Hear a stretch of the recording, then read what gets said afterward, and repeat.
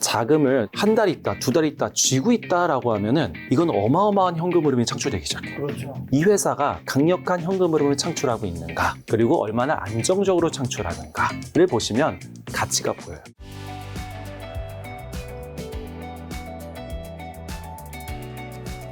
자, 지금 회계사님과 재무제표, 이제 주식시장에 도움이 되는 돈의 흐름을 읽어라 이 책에 대한 이제 리뷰를 좀 하고 있는데요. 책에 보니까 돈의 흐름을 언덕 위에서 물길 보듯 읽어야 한다고 비유하셨던데 이게 어떤 의미고 재무제표 초보자가 이런 관점을 갖기 위한 첫걸음은 뭘까요? 일단은 한국 사회에서 제가 네. 많은 창업자분들, 또 회사 직장의 경영자분들까지 다 만나봤지만 하나 버려야 될 마인드가 있어요. 그게 뭐냐면은 매출부터 키우자, 거래부터 트고 보자. 네. 이런 거를 너무 많이 하고, 또 하나가 체면 문화, 규모부터 키우고 사무실부터 차리자 네. 라는 이야기를 많이 하거든요. 뭐 사무실 이런 건 무슨 말인지 알겠는데 예. 매출은 어쨌든 규모가 커야지 회사의 규모 자체가 커지니까 더 의미 있는 거 아닌가요? 그럴 수 있는데 매출이 커졌다고 해서 실제 남는 게 없거나 그 돈을 회수를 못하는 지는 게임을 할 수가 있어요. 수두룩하죠 이런 거. 네. 근데 그러면은 빚 좋은 개살구가 되는 거죠. 근데 이거를 유대인 마인드로 바꿔보면은, 유대인들이 2000년 동안 나라 없이 떠돌아다녔잖아요. 언제 쫓겨날지 몰라요. 그러면은 그분들이 그 지역사회에서 매출부터 키우자고 했을까요? 돈부터 받자고 했을까요? 돈부터 받자고 한 거예요. 네. 돈은, 왜냐면 어차피 땅도 소유 못하기 때문에 돈부터 받고 비즈니스를 하는 게 습관이 된 거예요. 그래서 유대인들이 하는 비즈니스 모델을 보면은 대부분은 선취하는 습관이 있습니다. 대표적으로 마크 저크버그는 유대인이에요. 페이스북, 메타, CEO. 우리가 광고를 인스타그램이나 페이스북에 하려고 하면은 돈을 선급해 놔야 돼요. 그리고 광고를 태우죠. 물론 보통 구독자님들은 광고의 대상이 되시지만 광고를 집행하는 입장에서 돈을 선급하고 거긴 돈을 먼저 받습니다. 네. 이제 이런 부분들이고, 로스차일드 가문 많이 들어보셨죠? 많이 들어봤죠. 예, 금융을 하는 데들 네. 보면은 다 현금 흐름 관리를 하면서 네. 돈기를 아는 거죠. 예, 그리고 그 돈을 또 굴리기도 하고 하는 부분이 되는데, 네. 문제는 돈기를 잘 못 보시는 분들은 매출, 거래만 있으면 정신승리로 돈길이 풀리겠지라고 생각하는데 돈길이 풀리긴커녕 돈맥경화에 걸린다. 왜냐면 채권 회수가 안 되고 거래 회수가 되더라도 한 60일 있다 받고, 그런 구조를 갖고 있으면은 잘 돼도 문제예요. 잘 돼도 돈이 묶여버리거든요. 이제 이런 것을 저는 경각심을 드리고, 너무 현장에서 많이 봤기 때문에 운전자금, 운영자금이 안 돼서 급전을 쓰는 분들, 한 번 들어가면 못 나옵니다. 돈의 길을 잘 보자. 말씀하신 연결해서 현금 전환 기간 단축이 기업 생존과 성장에 중요한 이유가 뭐죠? 우리가 보통, 제가 말을 좀 쉽게 하는 그래도 편이니까 네. 저보다 쉽게 하는 사람 별로 없습니다, 여러분. 회계에서. 회계에서. 회계는 굉장히 어려운 분야예요. 그래서 저보다 쉽게 하는 사람 별로 없다. 저는 자부를 하는데, 운전 자본이라는 표현을 하면 좀 어려워 보이지만은 이렇게 해볼게요. 내가 받을 돈을 잘 받고, 그 다음에 줄 돈도 원활하게 주고, 내 재고를 잘 팔고 하면은 운전 자본이 원활하게 돌아가는 거예요. 근데 운전 자본, 영어로 하면 워킹 캐피탈이라고 부르는데, 이 운전 자본이 원활하게 안 들어간다는 건 내가 받을 돈을 잘 못 받고, 그러다 보니까 재고도 잘 안 팔리고, 줄 돈을 못 줘. 그럼 부도나는 거예요. 부도나는 거거든요. 그러면은 돈이 묶인다, 돈이 잠긴다라는 표현을 씁니다. 운전 자본이 원활하게 돌아가지 않으면은 대출을 받아요. 이때 도움 주는 회사가 러시안 캐시 같은 회사예요. 악순환이죠. 제가 기업 사례를 들기 전에 일반적인 사례를 하나 들어볼게요. 네. 제가 아는 대기업 임원 한 분이, 실제예요? 예, 실제. 실제로. 예, 대기업 임원 한 분이 부사장님이셨어요. 창업을 하겠다, 퇴직하시고 창업을 하겠다라고 하셨는데 카페를 하고 싶으시대요. 말리려고 했어요. 일단은 1차적으로 규모를 크게 하시려고 하더라고요. 네. 근데 이미 계약을 하고 왔어요. 이미 계약을 하고 왔고 프랜차이즈 카페를 하시는데 월 매출 1억이래요. 근데 물어봤어요. 월 매출 1억 어떻게 확인하셨어요? 그랬더니 포스 기계를 에이전시 그 중개하시는 분이 보여줬대요. 포스에 월 매출 1억 찍힌 거예요. 그래서 제가 바로 반문했어요. 그게 매출 맞아요? 라고 했어요. 왜냐면 포스에 찍힌 건 거래액이지, 거기에 부가세가 포함되어 있고 카드 수수료도 빼야 되고, 요즘은 배달 수수료도 거의 차감해야 되는 요소일 정도로 필수로 나가거든요. 근데 그거 빼고 나면 사실 더 적어요. 하지만 그분은 하셨습니다. 근데 뭐 잘 됐으면 좋겠다는 생각은 해요. 권리금 얼마인가 했더니 권리금이 3억이고요. 시설 자금이 5억이에요. 8억을 투자하셨어요, 카페. 망하면 8억이 그냥 날아가는 거죠? 날아가는 거예요. 그래도 기존에 있던 큰 건물의 1층에 있는 카페이기 때문에 그나마 괜찮다라는 생각은 들었어요. 근데 문제는 여기서부터 발생하는데, 이 프랜차이즈 본사가 한 달에 1억을 거래하는 카페잖아요. 그럼 매입을 해서 커피나 케이크를 팔고 돈을 회수해서 갚으면 좋잖아요. 그런데 물건을 사올 때부터 돈을 줘야 돼요. 그러면 돈이 여기에 묶이는 거예요. 아까 전에 말씀을 드린 이 운전 자본에 예상하지 못한 돈이 묶이는데 지금 이분은 8억을 투자하셔가지고 설비 투자를 하신 거거든요. 권리금도 내시고 인수를 하셨는데 이 물건 때 돈은 없으셨어요. 그러니까 이게 몇 천만 원이 묶이는 거예요. 어떤 분은 8억을 투자했는데 몇 천만 원 없냐 했는데 이 돈 없어요. 이거 생각 안 했던 돈이거든요. 여기 돈이 묶였고요. 그리고 카페가 워낙 크니까 뭐 재료가 많이 깔리더라고요. 재고가 쌓여요. 또 돈이 묶여요. 그리고 거기 케이크요. 보통 카카오톡 선물하기로 삽니다. 그러면은 사람들이 사가요? 돈이 바로 들어올까요? 나중에 들어올까요? 나중에 들어오겠죠. 나중에 들어와요. 정산이 좀 늦게 되더라고요. 거의 뭐 한 달 걸려서 들어오더라고요. 그러다 보니까 돈이 다 묶여버리는 거예요. 네. 월세 내야 되는데 월급 줘야 되는데 돈이 묶여요. 첫 달부터 돈이 없어요. 이게 운전 자본이 꼬인 케이스예요. 그러면 이때부터 러시안 캐시, 자금을 쓸 수밖에 없는 거예요. 그런 급전을 쓸 수밖에 없는 상황이 됩니다. 근데 이게 언제 해소되냐? 해소 안 돼요. 매출이 커지면 커질수록 더 묶여요. 그래서 지는 게임을 하는 거다라고 저는 생각을 하거든요. 네. 반면에 이제 기업 입장에서는 이기는 게임을 하는 거죠. 그렇죠. 예, 여기도 이제 사모펀드가 갖고 있는 프랜차이즈였거든요. 현금 흐름을 정확하게 아는데요. 돈을 다 먼저 받는 거예요. 보증금을 받는 거예요. 이런 경우가 허다합니다. 이 대표님도 카페를 크게 하고 싶으셨던 이유가 있어요. 대기업 임원이셨잖아요. 보여주기. 후배들이 왔을 때 그래도 우리 부사장님 이 정도는 카페를 하고 있구나 라는 것을 프랜차이즈 이름 진짜 학시합 삐처리 할 게 뭔데요? 스타벅스를 하고 싶으셨겠죠. 하지만은 스타벅스를 하기에는 직영점밖에 안 되니까 규모 있는데. 그리고 제가 알기로는 여기 에이전시 분들이 이분들만 찾아다닌대요. 하셔라고. 이분들이 많아요. 은퇴하신 네. 돈 좀 있으신 네. 분들. 그래서 참 안타깝다. 이게 바로 현금 흐름이 꼬인 케이스예요. 네. 근데 이거를 기업으로 전환하면은, 기업으로 보면은 채권 회수가 잘 되냐? 안 되면 그 기간, 묶이는 기간이 있고요. 재고가 안 팔려 묶이는 기간이 있고요. 매입 채무라고 하는 외상대를 갚아야 되는데, 손에 쥐고 있는 기간이 있어요. 네. 그게 바로 현금 전환 기간입니다. 현금 전환 기간 여러분 어렵죠? 근데 이미 계산이 다 돼 있어요. 한번 보겠습니다. 현금 전환 기간을 하다못해 이제 네이버 페이증권에 들어가서 종목 분석에서 투자 지표를 누르시고 투자지표 누르시고 여기 활동성, 회전이기 때문에 활동성이에요. 네. 그리고 쭉 내려오면 각종 회전율이 계산이 되어 있는데 이거 보지 마시고 바로 커서를 여기에 올려주세요. 그럼 현금 전환 기간, 캐시 컨버전 사이클이 바로 나옵니다. 삼성전자 같은 경우에는 작년에 48일 만에 채권이 회수가 됐고요. 재고를 평균 62일 들고 있었고요. 매입 채무는 14일 만에, 2주 만에 갚아요. 삼성전자 상생하는 회사예요. 그러다 보니까 채권 회수 안 되는 기간, 재고 갖고 있는 기간은 돈이 묶이고요. 매입 채무는 우리가 갚아야 되는 거니까 그건 빼줘요. 빼주면은 97일 동안 돈이 묶인다는 소리예요. 그러면은 97일은 돈을 갖고 있어야 되는 상황이 되는 거예요. 근데 그 전년도가 언제냐? 이때 실적 안 좋았거든요. 108일 동안 묶여 있었어요. 그 전년도가 88일이었거든요. 이게 짧을수록 좋은 거죠. 돈이 잘 도는 거니까. 그렇죠. 그러면은 제가 한 회사를 또 보여드리면은, 저는 이 회사 정말 끔찍한 회사다. 공포영화 보는 것 같아요. 아이마켓 코리아라는 회사예요. 네. 아이마켓 코리아 들어보셨나요? 잘 이 못 회사가 들어봤는데 시가총액이 좀 크진 않네요. 크진 않아요. 이 회사는 마진도 크지 않아요. 이 회사는 매출은 커요. 매출이 얼마 정도 되나 쭉 내려가서 보면은 한 3조 3천억 정도 되네요. 작년에. 3조. 예, 3조 3천억 되는 회사는 이 회사는 뭐 하는 회사냐면은 MRO를 합니다. MRO라는 거는 어떤 소모품 같은 거를 기업에서 구매를 대행해가지고 납품을 해주는데 특히 삼성 계열이나 이런 데들을 많이 납품을 하는 회사예요. 네. 삼성전자도 지분이 한 1.9% 있는 회사인데요. 네. 이 회사가 왜 공포영화 보는 것 같냐면은 만약에 김 작가님이 구매 대행을 시켰는데 그 회사 마진이 너무 커. 그러면은 일 시키겠어요? 안 시키겠어요? 안 시키죠. 내가 하지. 10% 마진을 먹어. 내가 하지. 그래서 이 회사는 영업이익률이 한 1.3%, 1.4%, 1.5% 안 돼요. 이 정도는 줄 수 있잖아요. 네. 이 일을 주는 입장에서. 이 정도는 마진 챙겨줘야지요. 그래가지고 여기가 남는 게 한 400억, 500억 남아요. 근데 핸들링하는 거는 몇 조치를 핸들링해요? 3조 3천억치를 핸들링한단 말이에요. 자칫 잘못해서 재고가 쌓이거나 돈을 늦게 받거나 그럼 줄 돈을 빨리 줘야 되는 상황이 되면 이 회사는 무너져요. 네. 그래서 이 회사는 운전자본 관리를 예술적으로 합니다. 제가 가서 보면 이럴 수밖에 없어요. 자, 아까처럼 여기 투자지표 가서 활동성에 가서 올려보면 이상하죠. 캐시 사이클이 그냥 하루로 맞춰 0일로 맞춰 0일로. 네네네. 그러니까 쉽게 얘기하면 여기는 재고를 한 7.8일 들고 있다가 네. 팔았는데 돈이 69일 만에 들어와 그러면 갚아. 그럴 수밖에 없는 거예요. 그래서 거의 자기 돈 안 들이고 사이클을 돌리고 300억, 400억 남기는 네. 그런 회사다라고 보시면 되겠습니다.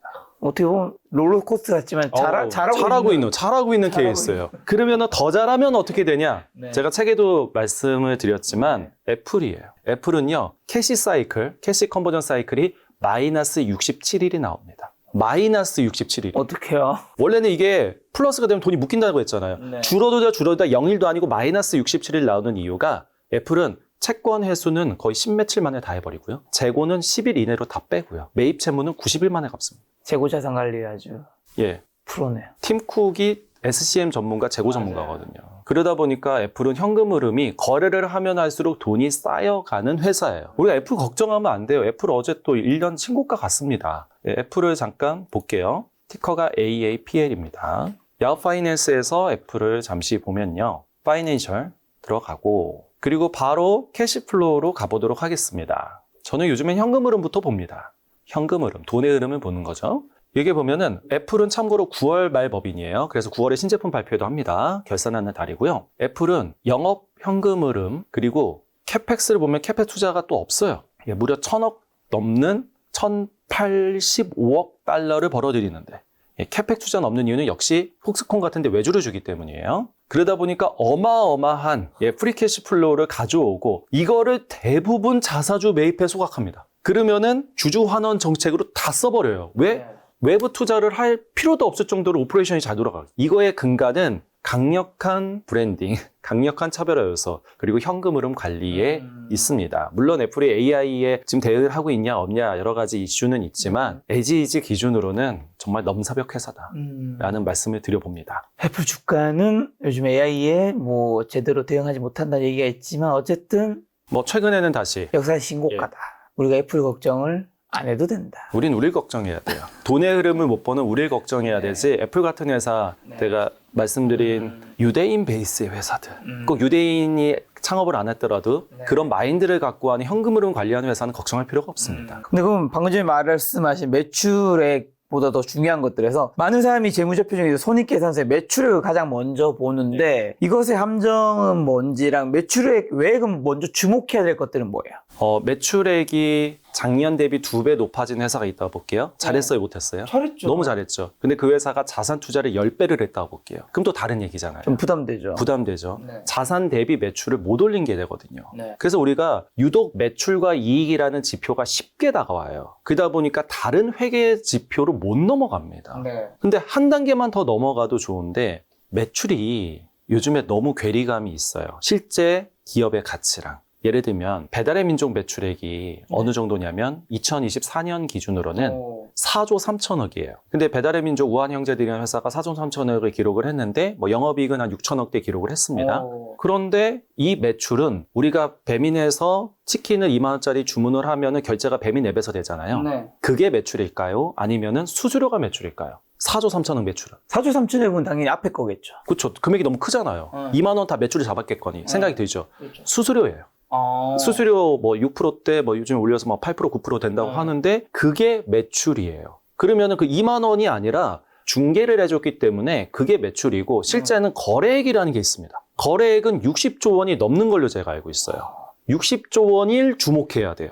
네. 근데 60조 원은 재무제표에 나오니 안 나옵니다. 안 나오고. 카카오페이 같은 경우에도 토탈 페이먼트 볼륨이라는 TPV라는 지표가 더 중요해요. 네. 왜냐면 결제 금액이거든요, 거기는.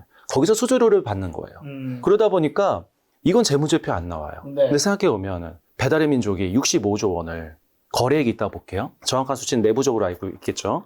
그런데 그거를 자금을 손에 쥐고 있다, 한 달 있다, 두 달 있다, 쥐고 있다라고 하면은 이건 어마어마한 현금 흐름이 창출되기 시작해요. 그렇죠. 근데 이거를 주목하는 분들은 별로 없을 수도 있어요. 네. 하지만 현금 흐름을 알면은 이거에 대한 고민을 하겠죠.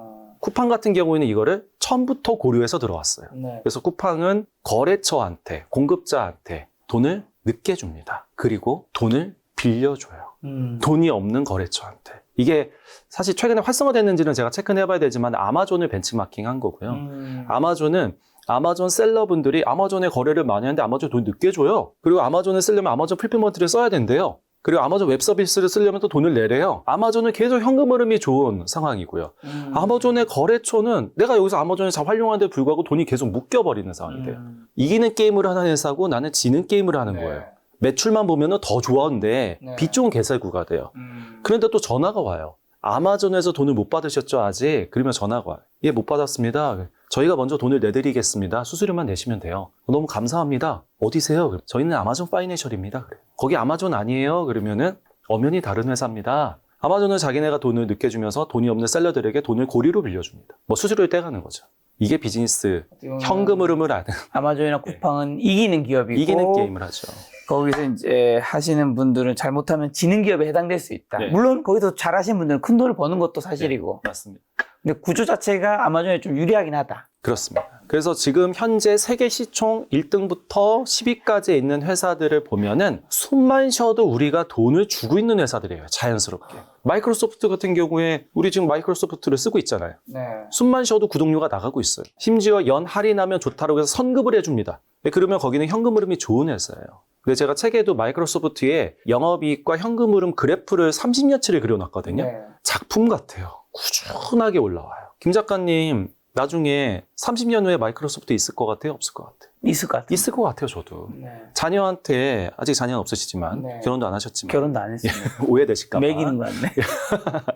그런데 자녀한테 마이크로소프트 주식을 사주시겠어요? 아니면은 어떤 바이오 회사, 요번에 어떤 연구원이 정보 준 그 회사 주식을 사주시겠어요? 당연히 마이크로소프트 주식을 사줄 수밖에 없어요. 현금 흐름을 잘 창출하고 있으니까. 그러면 현금 흐름을 계속 꾸준히 잘 창출하면 예. 주가가 올라요? 주가가 오르죠. 주가가 오르고 통계적으로 여러 논문을 봐도 주가, 결국은 기업의 가치잖아요. 여기서 말하는 주가는 시장 가치고요. 진짜 가치는 내재 가치거든요. 이 내재 가치라는 거는 두 가지를 생각하시면 돼요.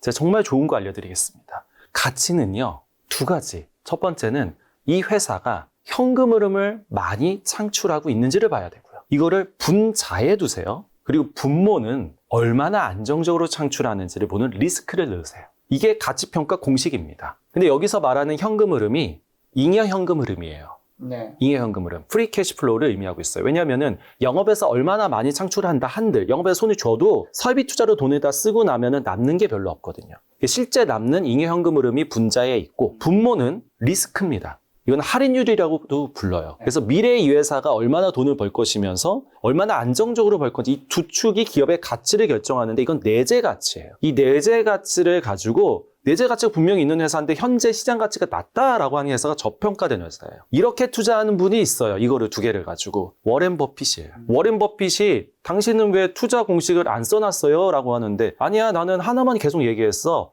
디스카운트 캐시플로우. 미래 현금 흐름, 캐시플로우를 디스카운트, 리스크 요인을 갖고 현금 흐름으로 땡겨오면 그게 내가 가치평가하는 방식이야. 이거 모든 가치평가 책에 나오는 방식입니다. 근데 우리가 다 볼 수는 없잖아요. 그럴 때 생각하셔야 되는 거. 이 회사가 강력한 현금 흐름을 창출하고 있는가, 그리고 얼마나 안정적으로 창출하는가를 보시면 가치가 보여요.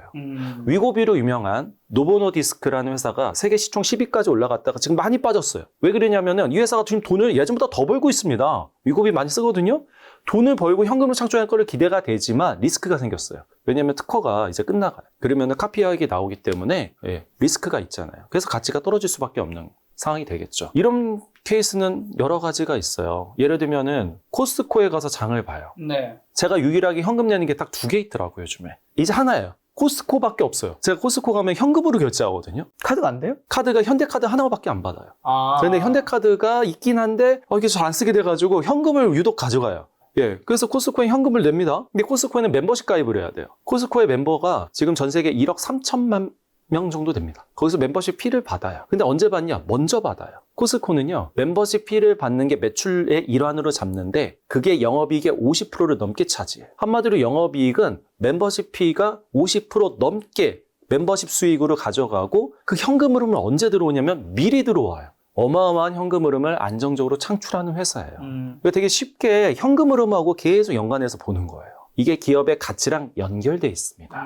혹시 그럼 요즘에 미국의 빅테크나 AI 기업 중에서 현금 흐름이 가장 좋은 데는 엔비디아, 엔비디아인가요? 애플, 마이크로소프트, 마이크로소프트. 구글 이에요. 예, 안 좋은 회사가 있어요. 테슬라예요. 테슬라는 안 좋아요. 안 좋은 이유가 2023년에 피크를 찍었고요. 영업현금 흐름이. 그 다음에 영업현금, 실제 벌어진 현금 흐름이 떨어지고 있으면서 테슬라는 설비 투자를 계속 해야 되거든요. 그렇죠. 그러니까 손해주는 잉여현금 흐름이 좀 부족해요. 그런 다른 관점에서 세 계사님은 테슬라는 좀 안 좋게 보시나요? 저는 지금 상황에서 테슬라는 안 좋아요. 근데 테슬라가 다르게 비즈니스 모델을 전개할 수가 있거든요. 네. 데이터 기업으로 무인 자동차. 제가 보는 관점이 하나 있는데 우버나 리프트 같은 회사가 이익이 많이 남지 않습니다. 왜냐면은 거기 운전하신 분들에게 많이 수익을 쉐어해야 되잖아요. 근데 거기가 이익이 크게 나려면 무슨 자동차가 필요하죠? 무인 자동차가 필요해요. 근데 그 무인 자동차를 제일 빨리 개발할 수 있는 회사는 테슬라예요. 근데 테슬라가 자동차를 개발하면은 우버나 리프트가 돈을 벌고 할 것 같지만은 망할 수도 있어요. 왜냐면 테슬라가 자체적으로 그냥 그 서비스를 하면 돼요. 근데 우버나 리프트 같은 경우에는 자체적인 앱이 있어서 락인돼 있는 고객들이 있죠. 근데 테슬라는 없잖아요. 하여간 테슬라는 앱이 있어요. X가 있어요. 네. 트위터. 그걸로 그냥 써버리면 되거든요. 그러니까 저는 그 관점에 보면은 테슬라는 어떻게 튈지 모른다. 저 예측이에요, 그냥. 어떻게 튈지 모르기 때문에 가치가 있다. 가치가 있다. 네, 라는 생각은 하고 있습니다. 자, 근데 반대로 당근마켓, 아까 전에 좀 쿠팡의 다른 사례 같은 당근마켓 사례처럼 높은 매출 성장에도 영업 손실이 발생하는 구조 위험성은 뭔가요? 당근마켓이 영업 손실이 계속 발생하다가 다행히 작년 같은 경우는 이익으로 좀 돌아섰어요. 예, 처음으로 이익이 나와서 네. 너무 다행인데 제가 책에도 사례를 좀 넣었어요. 당근마켓 사례, 뭐 여러 사례를 넣었지만은 매출을 우리가 구성을 봤을 때 당근마켓이 저는 잘 뭐 그들의 이제 생각을 읽어본다면 가장 중요한 거는 플랫폼 결제, 거래가 많이 일어나잖아요. 그러면 여기서 중요한 건 결제 시 수수료를 받고 싶었을 거예요. 그러면 당근페이가 있거든요. 당근페이가 활성화돼서 수수료를 받고 싶었을 건데 지금 매출이 올라가고 이익이 나오는 건 지역 광고 매출이에요. 물론 그것도 소중하죠. 하지만은 근본으로 플랫폼에서 돈을 어디서 버는지도 물론 중요하지만 여기가 진짜 하고 싶었던 매출과 이익, 그 다음에 안정적인 현금 흐름, 뭐 멤버십 제도라든지 그런 거를 창출하는 데는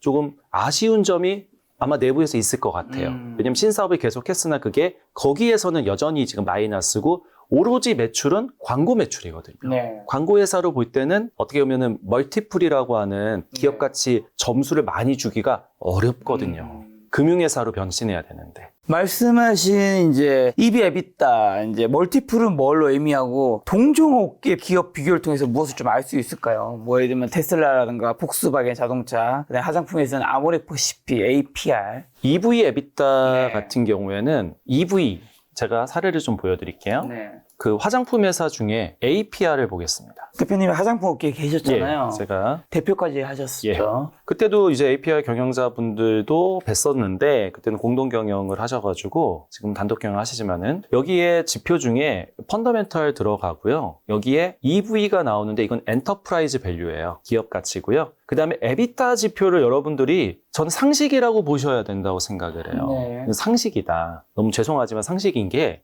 일단은 EBIT는요, 영업이익이에요. 영업이익인데, EBITDA 같은 경우에는 요즘 AI 브리핑이 잘 되네요. 큰일 났어요. 자세히, 여기 있네요. 여기 보시면은, Earnings Before Interest and Tax 나오거든요. 여기까지가 EBIT이에요. 네. EBIT. 이거는 earning, 이익인데, interest는 이자예요. tax는 세금이고, 손익계산서 구조를 보시면은, 이자와 세금을 빼기 전에 이익, 영업이익을 뜻해요. 여기에서, 감가상각이 있는데 네. 감가상각이라는 게 참 이게 우리를 헷갈리게 하는 거거든요. 건물을 샀어요. 300억짜리 건물이에요. 네. 삼성전자 같은 경우는 30년 동안 그거를 감가상각하거든요. 네. 그럼 1년에 10억씩 비용이 잡히는 거예요. 300억짜리 건물을 사려면 돈을 줘야 돼요, 안 줘야 돼요?